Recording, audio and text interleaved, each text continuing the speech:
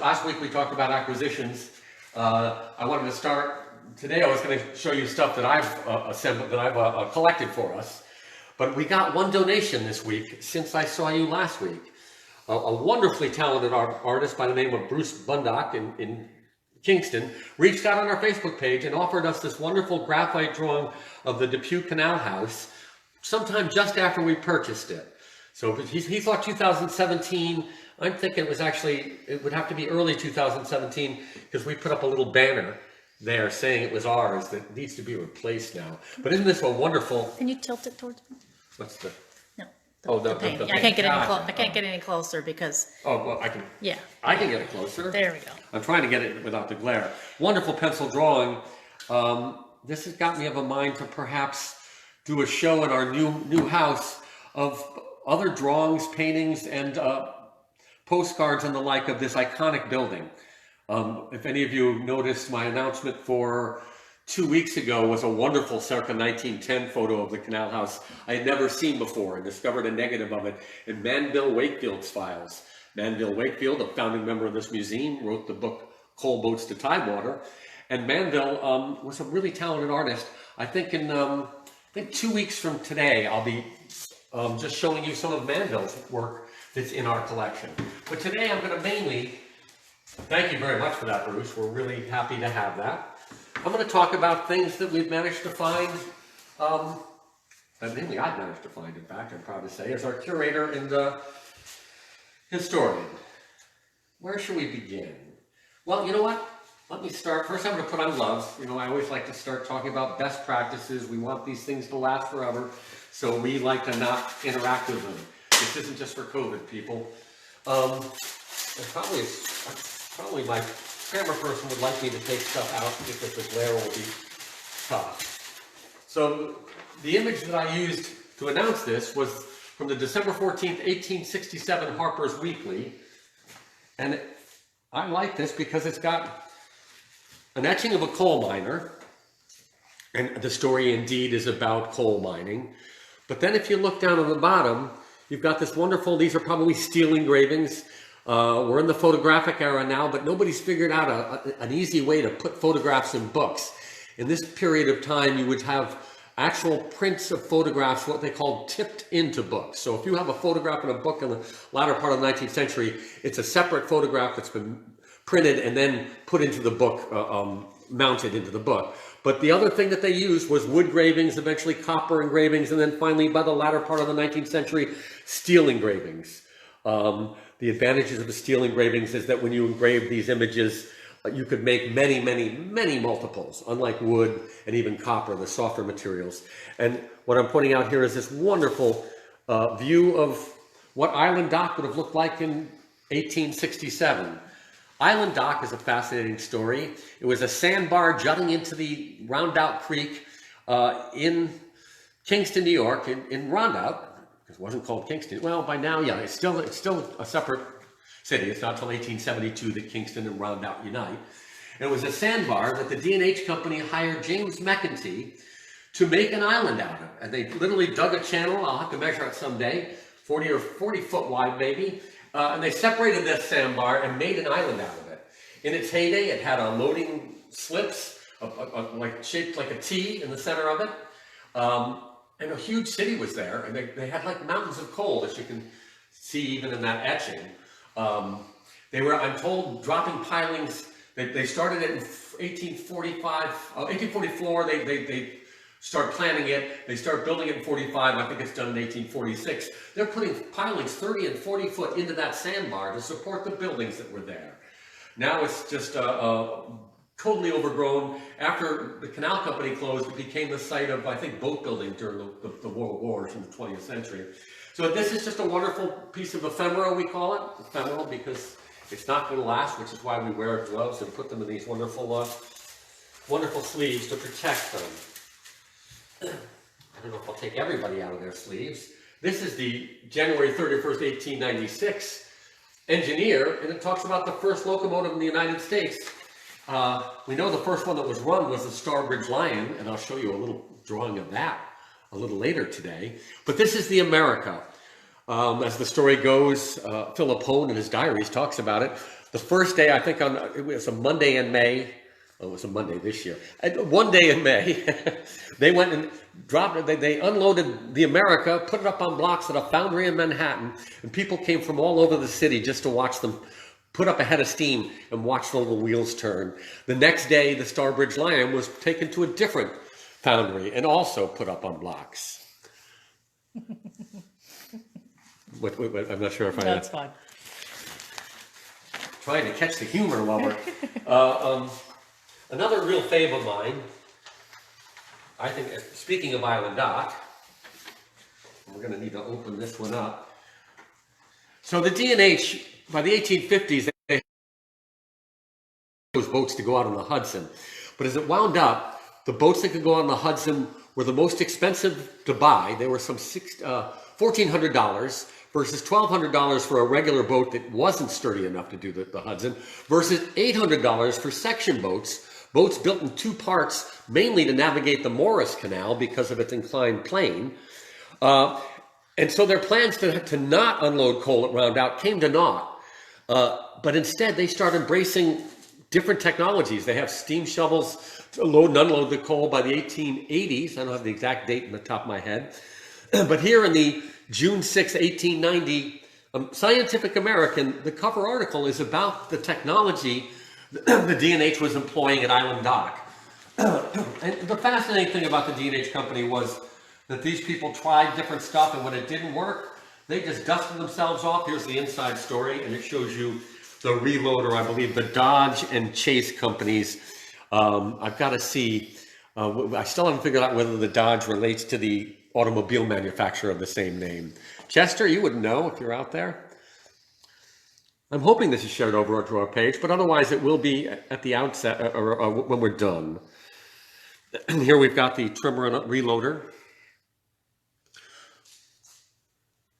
Scientific American's pretty fascinating. I have a whole bound copy of a bunch of them I recently bought, and I've just found the cover story on them making the Roebling wire, although it wasn't Roebling that was making it, for the Brooklyn Bridge. Do you want to take a moment, see if we can figure out how to share it? I'm wondering if it's one of those people. Give us 1 second, people. Well, these are also COVID gloves. I mean, I use them for both. I clean them in between. I'm not going to worry about sharing. I think we got too much. Let's just, we're doing it now. And my apologies to everybody if I blame Facebook, because where did the button go? Barbara. Well, the thing is, I have so many friends of my own that don't mind listening to me yak, that this I'll still have a good turnout, hopefully. So there's our Scientific American. Gee, what other interesting stuff might I have to show? Oh, here's one of my favorite items.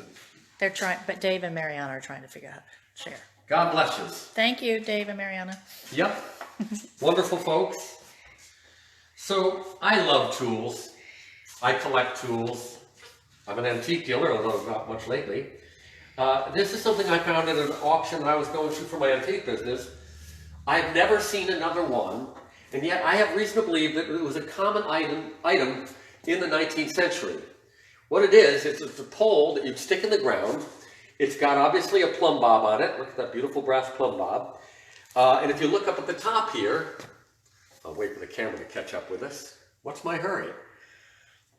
There's a level on it. And so you clearly would put this in the ground, perfectly plumb level on both axes. If you can see, better. There's the level. And then you would sight down this with your transit. And probably you'd have a couple of these. I don't know what you'd call this, whether it's just a surveyor's level. But I'm reasonably certain the only reason I haven't seen many of them is that probably people took them apart and pulled the level off them. But I'm fascinated by it, and the Canal Society's Collections Committee agreed with me, and this is something I collected that the Canal Society purchased from me. I've donated a great deal of stuff that I found, but I can't afford to donate everything I find. Canal Society is very, very good to me. If anybody out there knows the name of this or anything more, please get in contact with me. At this very auction, I met a guy who was into this sort of stuff, and I have his card buried away sometime, and I keep meaning to contact him and see if he could tell me anything. But I just think it's a nifty device and really helps to tell the story of how would you lay out a canal, because you had to be perfectly level to make sure the water stayed where you wanted it to. There were lots of other problems keeping the water where you wanted it to, but it started with the engineering people. The very first thing you had to do was lay it out correctly and at the right level. So another thing that I found online, and I just find this is an amazing book. This is a copy of a book written by a Henry Hollister. You know, I should have brought my copy of his other book, of an H. Hollister, MD. Mr. Hollister published a history of the Lackawanna Valley. Had I been thinking, I would have pulled it out of my library and brought it to show you, good folks, but I wasn't thinking. At any rate, I found this online years ago and immediately contacted the seller, tried to get him to donate it, and got a 20% discount and purchased it. It's an unpublished history of the Delaware and Hudson Canal Company by Mr. Hollister. This is a carbon copy, typewritten copy, and I'm reasonably certain this is an original from the period. We know that there's a copy of this in an archive down in Delaware. That's going to escape me too, the name of them. But at any rate, the late Larry Lowenthal had a copy of this book to consult, although the other secondary sources don't. But the most fascinating thing that this book taught me was that he tells you that the D&H Canal Company was successful because it initiated the policy of paying in cash monthly, which in 1828 was really rare.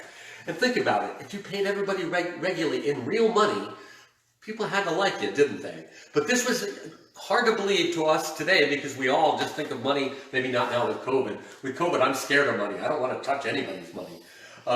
But back in the day, very often people, you would have money on account and you would trade things back and forth. Seldom would you actually get paid in cash. But the canal company started out with that as a policy, apparently. Every month they paid you. The paymaster got in his later naphtha or steam launch and went down and paid each lock tender, all 108 of them, down the line. Learned some fascinating stuff. He really concentrates a lot on what was going on down that way, down in the Lackawanna Valley, down in Pennsylvania. But I've marked two things I'd love to show you.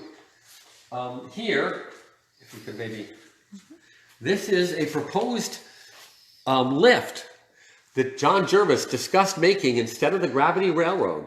They had to ascend some 900 foot across 16 miles to get their coal from Carbondale to from Carbondale to Honesdale, the beginning of navigation. Wonderful. We're live on the page. I'm sorry if it's late, people. I blame Facebook. At any rate, here is this wonderful drawing from the 1880s of a proposed but never built lift. Then there's one other thing I'll show you in this. This I've digitized and I've made it available to scholars. Dr. Powell has made great use of it in his wonderful books. But here's another wonderful, the Starbridge Lion, 1829, the first locomotive to turn a wheel on the Western Hemisphere.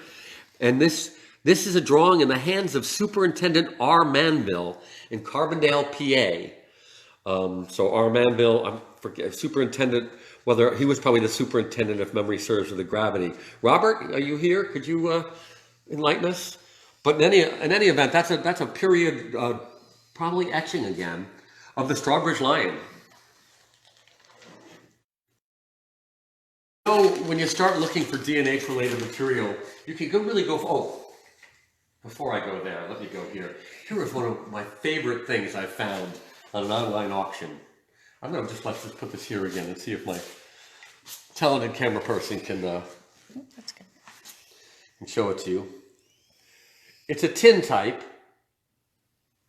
Tin type was a type of photography where they printed on a piece of tin, where the chemicals that would make the image were applied to the tin. And it was very inexpensive, so tin types became fairly popular. But this one's got a really great story to tell. It's two women in their Sunday finest. But where are they? I'm going to pick this up for a minute because on the back it says Farview, 1893. Now granted, this is written in pencil on the back of it, but there's no reason not to believe that this was an image taken at the top of the Moosic Mountains at the place dubbed Farview by the Canal Company, and it became a tourist destination, and the beginning of the Canal Company branching out into tourist attractions. And so this tin type was probably, my friends from down that way tell me, there was a photographer by the name of William Dowd, and that probably he took this. But I just think it's a wonderful, wonderful item. This will find a home in the tavern room, in the social history section of our new museum. At least that's the discussion so far. I was on my way though, before I got sidelined by that wonderful tintype, that, you start collecting canal stuff, and here we've got the Roebling Handbook. John Roebling supplied his wonderful and innovative wire rope to many gravity railroads, including the D&H, 1844. He supplies them that rope, and because of that, he's on their radar. He builds a suspension bridge in Pittsburgh. Russell Farnham Lord and some of the other people on the D&H go and they examine it, and they hire him to build 4 suspension aqueducts. One over the Lackawaxen, one over the Delaware, one over the Neversink, and one right here in High Falls over the Roundout Creek. In fact, I'm going to sideline for a minute, because here we've got a wonderful, I don't know if this is going to work, we've got a wonderful stereoscope of the Roebling Aqueduct over the Roundout Creek. Another item, not the stereo viewer itself, although you can find them on eBay. Is this working? No. I could take the card up and just show it to you. No, we tried. That was going to be really fun. You'd think we'd test more out, but we are really busy here. We actually are. I'm working full time and still don't seem to have as much time. But so this is one of Roebling's aqueducts when it was still extant. This burned in 1914. There's only one extant today, and that is over the Delaware River from Lackawaxen, PA to Handsome Eddy. I think I've got that right this time. And you can drive it today. I just recently read that once they turned it into a highway bridge, it kind of got really loose. It would really blow around. And so at some point, they actually poured enough concrete to equal the weight of the water so that it now sits exactly the way Roebling designed it in 1847. And the wire rope, I'm told, was tested within the last decade. It's still as good as can be because it's a public highway. It has to be. And so, of course, because John Roebling was so important to the D&H, I've known people that claim, give him credit for the entire thing, which was way off field. But here's a wonderful 1947 catalog. The Roebling Company, I think, went out of business. I just read recently. But here's a wonderful. These inner pages give the Roebling family history of John Roebling, and this is great. It's the rope walk in Saxonburg, Pennsylvania in 1841, when he was making his rope outdoors before he opened this factory in Camden. Fascinating man. I've been doing a lot of reading about him. We've been lucky enough to have Professor Paul King do a presentation. He's writing the book Roebling Before the Bridge. I'm looking forward to that book. He's still doing research and just starting to write it now. Let's see, what else do I have to show you? We talked about them going into the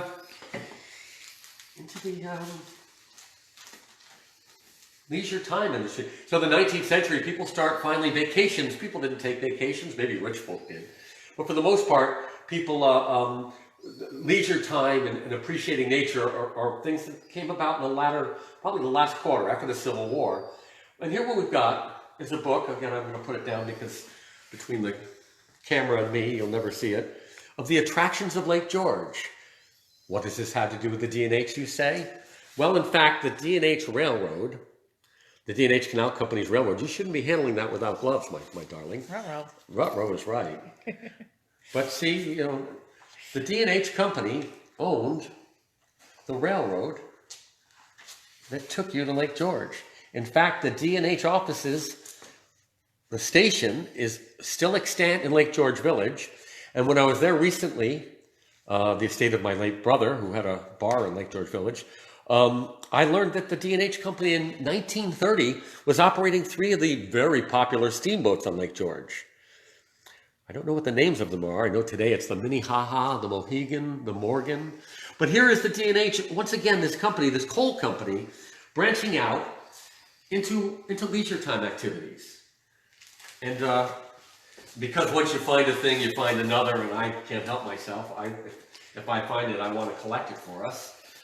We also have here another Delaware and Hudson Canal Company, 1880 Summer Tourist Guide.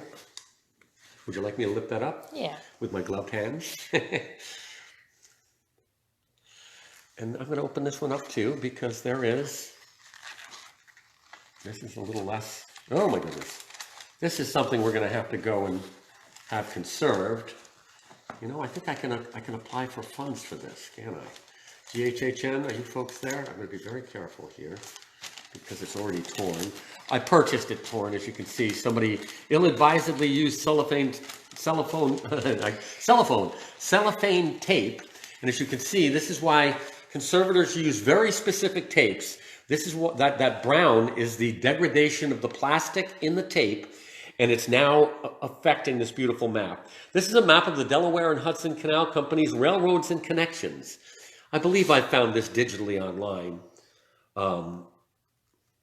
And this shows you, by 1872, the D&H Canal Company, after the Civil War, they go into railroads in a big way. They control railroads from New York City all the way to Montreal.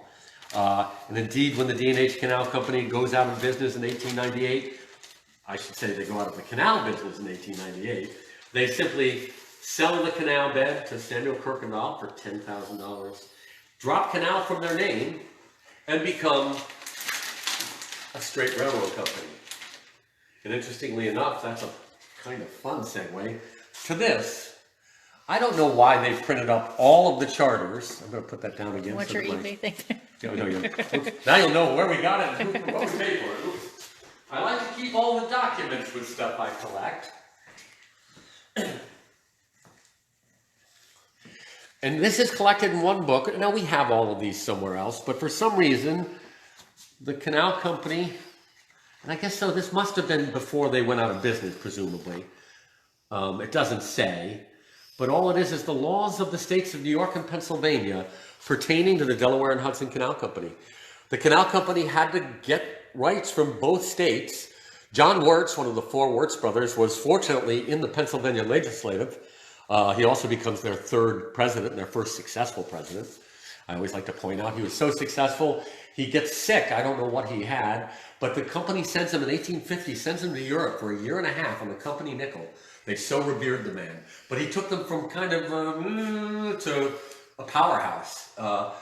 There is some years where they make 30% on their stock. Who wouldn't want a stock that paid 30%, huh? Amazing company.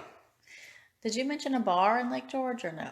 My brother, yes, I did mention a bar. Oh, Larry Audette would like to know which bar. Backstreet Barbecue was my brother, who was known as Bebob. My brother was a Hell's Angel. And people, you have to go to at least one Hell's Angels funeral in your lifetime, because they send people from every Hell's Angels branch. There were 500 bikers at my brother's funeral. I sat shaking hands with guys in what I call biker drag. Leather, and they all had nicknames too. Some of them also had funny injuries and stuff, but now I digress. But well, you know, bikers, if you aren't hurt one way, you're hurt another. But it was amazing, the outpouring of love. There were some 300 that made it to the burial, and then they actually did something I'd only ever seen at a Jewish funeral, which was that they filled in the grave. Very common in the Jewish tradition, but I'd never seen it anywhere else. But the Backstreet Barbecue, there are people that want to reopen it. I think they've been slowed by COVID, but I think it will be reopening when in fact, actually, the North Country might be able to reopen now. So I know they've got a Facebook page, and in my brother's memory, go and have a beer. And Dr. Powell says those are very serious gloves you're wearing. I explain this all the time. They're nitro, which is what they tell us is the right thing, but those nitro gloves that you put on that are like rubber gloves are really uncomfortable. I bought these at a home store. They're nitro face with a cotton and or synthetic, but they're much more comfortable to work in if you're going to regularly handle things. I'm going to get some more. These are Showa 379 XLs. If anybody, the Showa company can send me free gloves now, because I'm, of course. But I just find these to be more comfortable, and I find myself, I clean them, I need a new pair, but I've been using them throughout COVID as a way of protecting myself here. I'm glad you finally found us there, Robert. I'm going to have to figure out why Facebook lost my live button on Pages Manager. So I'm trying not to go too long, and you all know I could just talk for hours about the D&H, right? But let's see, I started with some, Phone is ringing. Is there somebody with a question? Let me run. 90% of the time when I go there, there's nobody on the phone line. I don't know what it is. We've got a joke. Kayla, this phone call's for you. Kayla's down in Atlanta. Chester's here. Dave Post likes your tie. Thank you. That was one of my favorite. I'll tell you, if you're going to get ties, silk ties tie easier than anything. They're a dream. I love this tie. I'm trying to mix it up. I'm trying not to wear the same shirt in any episode. You know, like on TV. Oh. I'm going to run out sooner or later, huh? Chester shared your Backstreet Barbecue link on Facebook. Thank you so much. See, Chester, you are so handy to have. I really appreciate. Now here's a ramble in Wayne County. I guess I should put this down. The Delaware and Hudson Canal at the Narrows on the Lackawaxen. I was just down that way shooting Where is Our Historian pieces. By the way, please go to our YouTube channel. We have, every week we put up, we alternate now. I'm doing a tour of this museum before we close it in 2 years, the virtual museum. And I also do Where is Our Historian, where I go and hike onto publicly accessible parts of the D&H, and we go and discover what there is to learn and to see. And I did some shooting in the Narrows of the Lackawaxen just this past week. I've got to get there with map in hand. I had the maps, but you need them in line. I'll talk about that next week, because next week, all I'm going to do is talk about maps. I love maps. And so next week's episode will be completely about historic maps. But let's see, to round out our... and most of these things I'm showing you were found at auctions or online auctions. Most of the ephemera was online auctions. This is now the Lackawaxen Aqueduct. Down, there's nothing left of it now but one of the two piers. This actually had 3 piers. The central pier is long gone, the raging Lackawaxen. Let's see if I can see that. So that's another stereoscope. And I've got, what else do I have? Oh, I've got one more to show you in the stereoscope department. And that is, look at that, we'll try that this time. Oh, but you like this forward, right? Oh, that's fine. This is Lock 21 in Allingerville. This is about 3 miles from my home on Burm Road. It doesn't look anything like this. Most of it's gone. Is it Lock 21? Yeah, it says on the back. Let me just take a look here. Lock number 21. The lock is half gone. One side's completely gone and the other side is there. There was a dry dock next to this lock, long gone. There was a tannery near here I recently discovered thanks to those wonderful maps that we got, the 1854 D&H route maps that we have.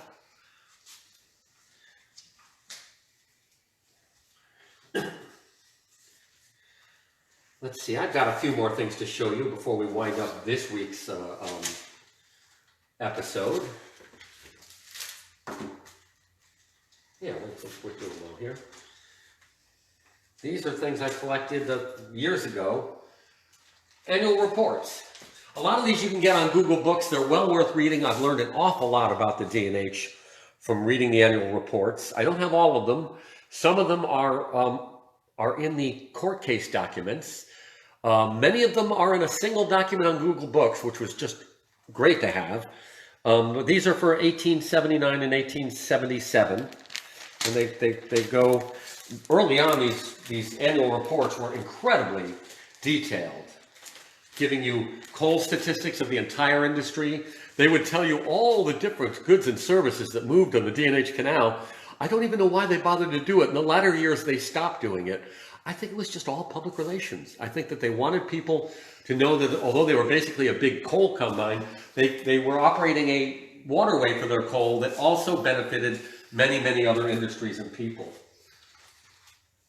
And I think to close out then, we've got one more thing. Oh, 2 more things, why not? A pair of stock certificates, 1832 and 1849. And here we go. Well, this one's particularly because N. Seymour. This one was signed by N. Seymour, the treasurer. You get, I think somewhere we may have one signed by a Wirtz. But these are recent acquisitions that I believe I donated these, but we have a pair of them. We have a few in our collection, but this was the first $1 million private enterprise in American history. I know some people quibble because they took money, but what private concern doesn't take money? Especially right now, by the way. So I don't think that's a valid, corporations get their money where they can. Interestingly enough, the D&H ran out of money 1827, they were completely watered from Port Jervis to Rondout. They were moving materials. They were training their lock tenders. They hadn't even announced or even figured the route down in Pennsylvania, and we'll talk about that more next week, because I've got a wonderful map that'll talk about that. They didn't want anybody to know what they were doing. They were afraid that people would gouge them, so they kept it really quiet. They borrowed $500,000 from the state of New York in 1827, and they used that money to finish their canal, virtually all of it in Pennsylvania. But you know, both states had to make laws to allow the company to do what it did. And what good was it for New York State if this canal couldn't reach the coal fields that they were meant to exploit? What they did in 1827, by the way, though, is that they built a turnpike to connect to the Owego Turnpike, which already existed, to get their coal in wagon loads from Carbondale along these two turnpikes to Port Jervis, basically. And then they put it on the canal. So some coal actually made it to New York City in 1827. There's so many firsts. There's the first boat, the first one here. There were multiple firsts, and I always have to try and figure out. We've got pictures of the last boat, but there's many last boats. Last boat of which period, of which section? Calvin Schaefer says hi. How you doing, Calvin? And hope you're all doing well. Don't forget your fork. Oh, okay. Yeah, should we end with that? Yeah. I wasn't even gonna. And here we just have as an invite from 1884 for the stockholders. It's nice to have some of the material that relates to the history of this very important company. Oh, we can put it here again, too. Perfect. No, you put it up. It's too. Like that? It's too much plastic. Oh, I think it was. Yeah, that's good. I should have taken it out of the plastic. It's so well wrapped. I'm loath. Yeah, it's just. And before I leave you fine folk, any questions out there? Mm-hmm. I always encourage questions. I'm trying to remember. I got some via email. I think I've answered them. There's always more questions. This isn't as recent an acquisition. One of the dealers of our flea market lives near Lock 23 in Allingerville and found this in the basement. This is an ice fork. And these were common. The ice cutting industry was a huge winter employment for canalers and farmers alike. And this is one of the implements that they'd use to manipulate the ice. They go out onto the rivers and ponds and cut up these, I think like 18-inch square cubes, and they manipulate them with these sorts of forks. This particular fork probably was used to knock the ice out of the lock in the end of the season. Season was typically April through December, but that last month, November to December, as you know, you can get snowstorms, you can get ice, and you might need something to get the gates clear. So an ice fork, why not? There's more of these at the wonderful Maritime Museum down in Rondout, closed at the moment, like so many of us, where they talk more about the ice industry. And they're cast iron, right? Yes, this would be cast iron. Anything before 1850 is going to be iron, always. Oh, look, there's a nice sign. It could be, well, there you go. We don't know exactly when this one, but you can see that somebody, whoever collected, oh wait, that was me, figured iron. You know, that's an interesting thing. How do I tell whether it's iron from steel? Hey, anybody want to help me out with that someday? That's an interesting, that's a Google search, isn't it, folks? Well, I'm very sorry for the technical problems we had originally. Could not find the go live button this time. Don't know where it went. Upgraded my page as manager, maybe I shouldn't have. But this seems to have worked quite fine. I look forward to seeing you all next week at 2 o'clock on Sunday when we have our next episode of Sunday Afternoons with our historian, and we'll talk about historic maps. Thanks, everybody.